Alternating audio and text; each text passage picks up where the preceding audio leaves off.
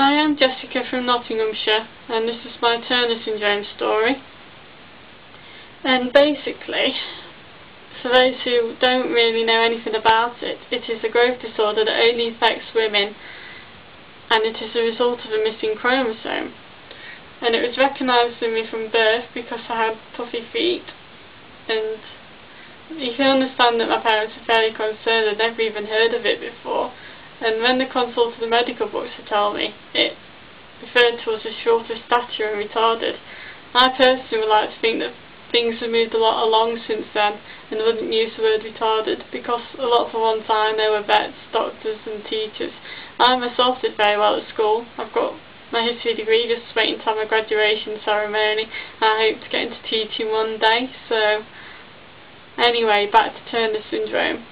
As a child, I had regular checkups at Kingsmill Hospital sort of every 6 months, and my parents never really kept anything from me, and I'm glad they didn't really.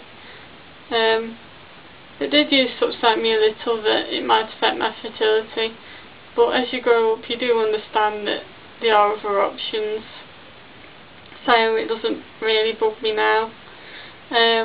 And the main kind of forms of treatment that I had was the growth hormone injections from the age of 4 to 14, which if I hadn't have had them, or if it didn't work for me, I'd only just be over 4 foot, but my adult height now is 5 foot, so I've done really well on them, and in, you know, sort of 2-inch heels, I'm about the same height as most other women. And when I turned 16, I was transferred to the Queen's Medical Centre in Nottinghamshire because I was an adult, not a child anymore, basically. They had to move me on. And I still have regular checkups there, sort of annually. But every 2 years I also have a bone x-ray, just to make sure that I'm getting enough calcium and keeping my bones strong, because we have a higher risk of osteoporosis as we get older. And I also have to have a heart echo every 2 years as well, just to make sure that there aren't any complications there, because that can happen as well with the condition. I also have a lot of blood tests, but nothing ever really crops up. And as far as what my weight goes, I'm doing quite well with that as well, because I jog and I go to the gym every week just to keep it down, because that can become an issue with us as well.